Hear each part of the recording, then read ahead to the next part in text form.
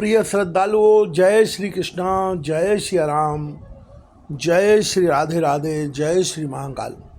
भगवान श्री रामचंद्र जी महाराज चित्रकूट में निवास कर रहे हैं।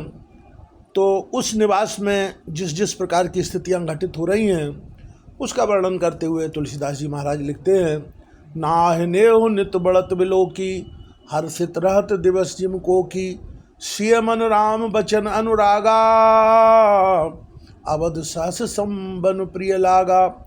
स्वामी का प्रेम अपने प्रति नित्य बढ़ता हुआ देखकर सीता जी ऐसी हर्षित होती रहती है जैसे दिन में चकवी। सीता जी का मन श्री रामचंद्र जी के चरणों में अनुरक्त है, इससे उनको वन हजारों अवध के समान प्रिय लगता है। परन कुटी प्रिय प्रियतम संगा, प्रिय परिवार कुरंग विहंगा, सास ससुर सम मुनितीय मुनिवर, असनु अमीय सम कंद मूल फल।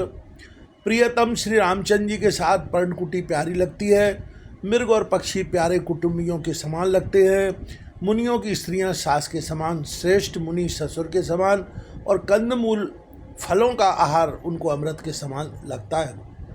नाथ साथ साथरी सुहाई, मयन शयन सय सम दुखदाई, मयन शयन सय सम सुखदाई, लोकप होए बिलोकत जासु, तह की मोह शक विषय विलासु। स्वामी के साथ सुंदर साथरी कुश और पत्तों की सेज सैकड़ों कामदेव की सेजों के समान सुख देने वाली है, जिनके कृपा पूर्वक देखने मात्र से जीव लोकपाल हो जाते हैं। उनको कहीं भोग विलास मोहित कर सकते हैं। सुमरत राम तजय जन तृण सम विषय विलासु, राम प्रिया जग जनन सिय, कछुन आचरजतासु। जिन श्री रामचंद्र जी का स्मरण करने से ही भक्तजन तमाम भोग विलास को तिनके के समान त्याग देते हैं, उन श्री रामचंद्र जी की प्रिय पत्नी और जगत की माता सीता जी के लिए यह भोग विलास का त्याग कुछ भी आश्चर्य नहीं है। सिय लखन जय विधि सुख लही, सोई रघुनाथ करे सोई कहीं, कहें पुरातन कथा कहानी, सुने लखन सिय अति सुख मानी। सीता जी और लक्ष्मण जी को जिस प्रकार सुख मिले रघुनाथ जी वही करते हैं और वही कहते हैं। भगवान प्राचीन कथाएं और कहानियाँ कहते हैं और लक्ष्मण जी तथा सीता जी अत्यंत सुख मानकर सुनते हैं। जब जब राम अवध सुत करही, तब तब बार बिलोचन भरही, सुमिर मातु पितु परिजन भाई, भरत स्नेहशील सेवकाई। जब जब श्री रामचंद्र जी अयोध्या की याद करते हैं तब तक उनके नेत्रों में जल भर आता है। माता पिता, कुटुंबियों और भाइयों तथा भरत के प्रेम, शील और सेवा भाव को याद करके कृपा सिंधु प्रभु हुए दुखारी, धीरज धरे कुसुमो विचारी, लख सिय लखन बिकल होए जाही, जिम पुरुष अनुसर परछाई। कृपा के समुद्र प्रभु श्री रामचंद्र जी दुखी हो जाते हैं, किंतु फिर कुसुमय समझकर धीरज धारण कर लेते हैं। श्री रामचंद्र जी को दुखी देखकर सीता जी और लक्ष्मण जी व्याकुल हो जाते हैं, जैसे किसी मनुष्य की परछाई उस मनुष्य के समान ही चेष्टा करती है।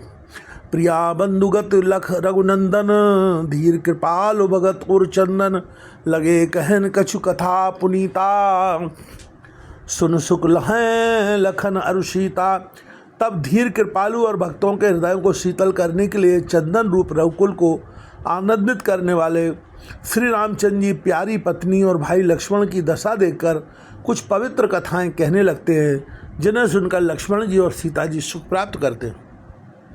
राम लखन सीता सहित सोहत परन निकेत, जिमबा संबस अमरपुर सची जयंत समेत। लक्ष्मण जी और सीता जी सहित रामचंद्र जी पर्णकुटी में ऐसे सुशोभित है जैसे अमरावती में इंद्र अपनी पत्नी सची और पुत्र जयंत सहित वसता है। जोग में प्रभु सिय लखनय कैसे, पलक बिलोचन गोलक जैसे, सेवय लखन सिय रघुवीर, जिम अविवेकी पुरुष शरीर है। प्रभु श्री रामचंद्र जी सीता जी और लक्ष्मण जी की कैसी संभाल रखते हैं, जैसे पल के नेत्रों के गोलकों की इधर लक्ष्मण जी श्री सीता जी और श्री रामचंद्र जी की, अथवा श्री लक्ष्मण जी और सीता जी रामचंद्र जी की ऐसी सेवा करते हैं जैसे अज्ञानी मनुष्य शरीर की करते हैं। यह विद प्रभु बन बसें सुखारी, खग मृग सुर तापस हितकारी, कयु राम बन गवन सुहावा, सुनो सुमंत्र अवध जिन आवा। पक्षी, पशु, देवता और तपस्वियों के हितकारी प्रभु इस प्रकार सुखपूर्वक वन में निवास कर रहे हैं। तुलसीदास जी कहते हैं कि मैंने श्री रामचंद्र जी का सुंदर वनगमन कहा, अब जिस प्रकार सुमंत अयोध्या में आए वह कथा सुनो। फिर निषाद प्रभु पहुँचाई, सचिव सहित रथ देखिस जाई, मंत्री विकल बिलोक निषादु, कहे न जाए जस भयउ विषादु। प्रभु श्री रामचंद्र जी को पहुंचाकर जब निषाद राज लौटा तब आकर उसने रथ को मंत्री सुमंत्र सहित देखा। मंत्री को व्याकुल देखकर निषाद को जैसा दुख हुआ वह कहा नहीं जाता। राम राम सिय लखन पुकारी, परउ धरन तल व्याकुल भारी, देख दखिन दिस है नाही, जनु बिनु पंख विहग अकुलाही। निषाद को अकेले आया देखकर सुमंत्र हा राम हा सीते हा लक्ष्मण पुकारते हुए बहुत व्याकुल होकर धरती पर गिर पड़े। रथ के घोड़े दक्षिण दिशा की ओर जिधर श्री रामचंद्र जी गए थे देख देख कर हिननाते हैं, मानो बिना पंख के पक्षी व्याकुल हो रहे हों। नहीं तृण चरे न पिए जल, मोचह लोचन वारी, व्याकुल भय निषाद शव, रघुबर बाज निहारी। वे ना तो घास चरते हैं न पानी पीते हैं, केवल आँखों से जल बह रहा है। श्री रामचंद्र जी के घोड़ों को इस दशा में देखकर सब निषाद व्याकुल हो गए। धर धीरज तब कहाँ निषादु, अब सुमंत्र पर हर विषादु, तुम पंडित पर मारथ ज्ञाता, धरौ धीर लख विमुख विधाता। तब धीरज धरकर निषाद राज कहने लगा, हे सुमंत्र जी, अब विषाद को छोड़िए, आप पंडित और परमार्थ के जान वाले हैं, विधाता को प्रतिकूल जानकर धैर्य धारण कीजिए। विविध कथा कई कय मृदुमानी, रथ बैठा रे बरबस आनी, शोक शिथिल रथ सकय नहा की, रघुबर बिरह पीर उर्मा की। कोमल वाणी से भांति भांति की कथाएं कहकर निषाद ने जबरदस्ती लाकर सुमंत को रथ पर बैठाया, परंतु शोक के मारे वे इतने शिथिल हो गए कि रथ को हाँक नहीं सकते। उनके हृदय में श्री रामचंद्र जी के विरह की बड़ी तीव्र वेदना है। छर पराय मग चलय न घोरे, बन मृग मनऊ आन रथ जोरे, अडुक परय फिर हेरय पीछे, राम वियोग विकल दुख तीछे। घोड़े तड़फड़ाते हैं और ठीक रास्ते पर नहीं चलते, मानो जंगली पशु लाकर रथ में जोत दिए गए हों। वे श्री राम जी के वियोगी घोड़े कभी ठोकर खाकर गिर पड़ते हैं, कभी घूमकर पीछे की ओर देखने लगते हैं। वे तीक्ष्ण दुख से व्याकुल हैं। जो कहे राम लखन बैदेही, कर हित हे रहते ही, बाज विरय गति कहे किम जाति, बिनु मनि फनिक विकल जह भांति। जो कोई राम लक्ष्मण या जानकी का नाम ले लेता है, घोड़े हिकर कर उसकी ओर प्यार से देखने लगते हैं। घोड़ों की विरह दशा कैसे कही जा सकती है? वे ऐसे व्याकुल हैं जैसे मणि के बिना सांप व्याकुल होता है। भयो निषाद विषाद वश, देखत सचिव तुरंग, बोल सुसेवक चार तब दिए सारथी संग। मंत्री और घोड़ों की यह दशा देखकर निषादराज विषाद के बस हो गया।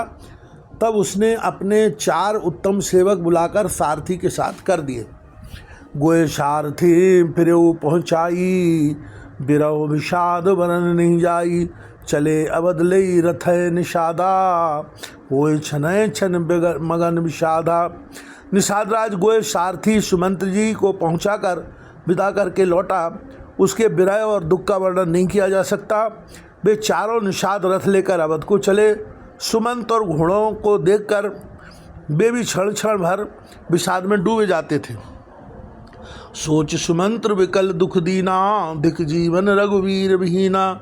रहाय न अंतहूँ अधम शरीरू, जसन लयो बिछुरत रघुवीरू।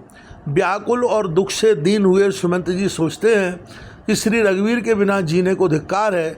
आखिर यह अदम शरीर रहेगा तो है ही नहीं।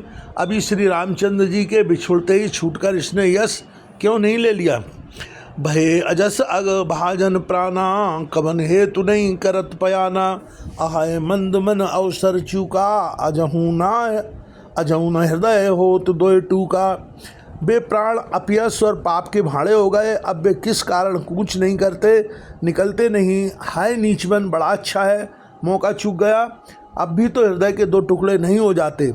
मीच हाथ सिर धुन पछताही, मनहु कृपन धन राज।